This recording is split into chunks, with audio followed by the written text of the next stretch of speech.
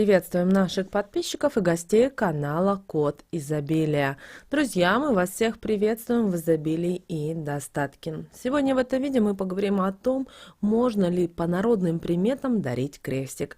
Вопрос такой щепетильный, и многие нам задают в комментариях под разными видео. Поэтому мы в этом видео более подробно попытаемся это все объяснить. А прямо сейчас подпишитесь на канал Код Изобилия, ставьте лайк этому видео и обязательно поделитесь этим видео с теми, кому вы желаете мира, любви, гармонии. Пусть они также знают эту важную и ценную информацию. Вы знаете, дарить крестик на день рождения не запрещено, но тут следует учесть некоторые нюансы. Крест, особенно нательный, это святыня для любого христианина, и его считают символом христианской веры. И потому существует даже традиция, по которой первый нательный крестик должны преподнести в дар именно крестные.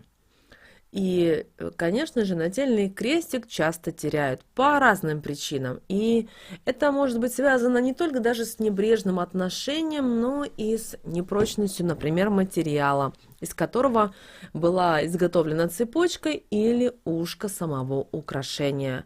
В этом случае необходим новый крестик, и вы его можете купить или, как вариант, принять в дар. И человек, который истинно верит в Бога, не признает предрассудков, поэтому подарок в виде нагрудного креста станет для него приятной неожиданностью. Особенно ценен такой презент от крестного отца или матери.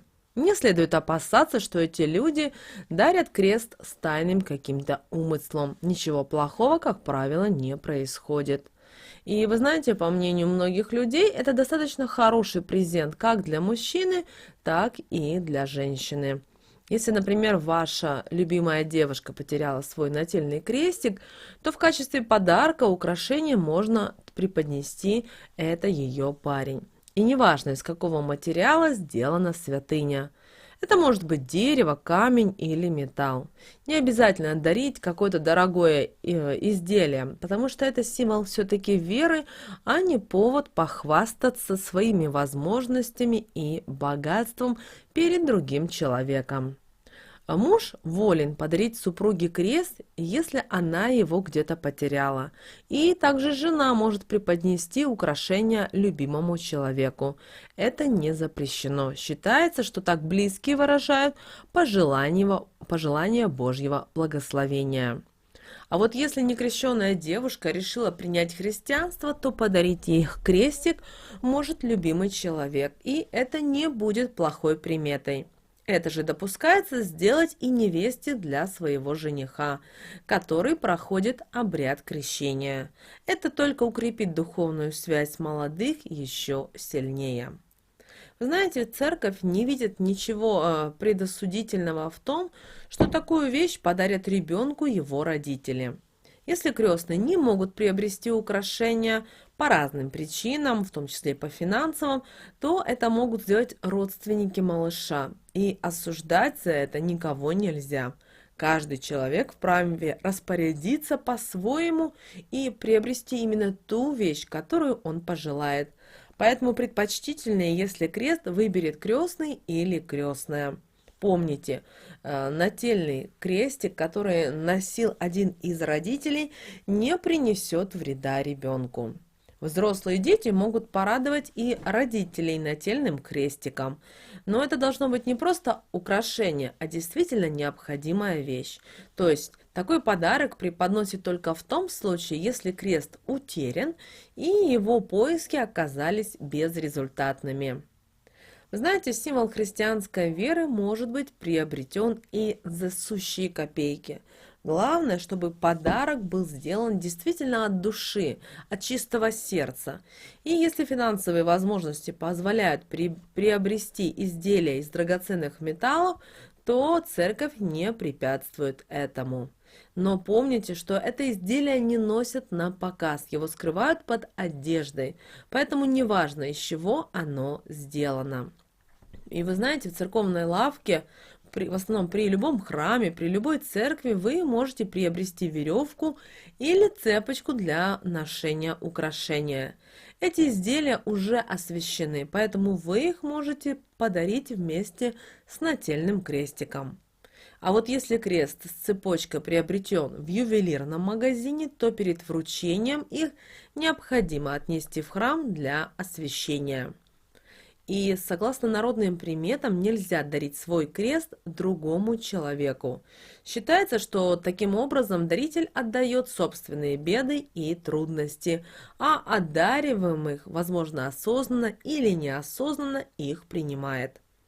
Но строгого запрета на этот счет нет. Например, перед долгой разлугой супруги или влюбленные могут обменяться нательными предметами. Это поможет им перенести все тяготы расставания. И такой обмен– это знак уважения и духовного родства.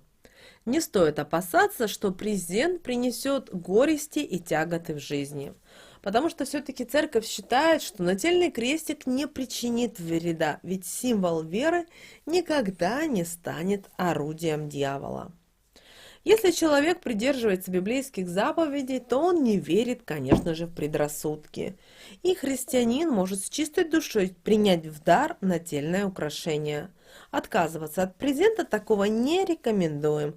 Это как минимум обидит дарителя, который от чистого сердца выбирал нательный крестик. Но если у вас возникли сомнения в искренности человека, который подарил крестик, то изделие нужно отнести в церковь и оставить там. Передаривать нательный крестик нельзя, как и другие предметы. Таким поступком вы можете оскорбить человека.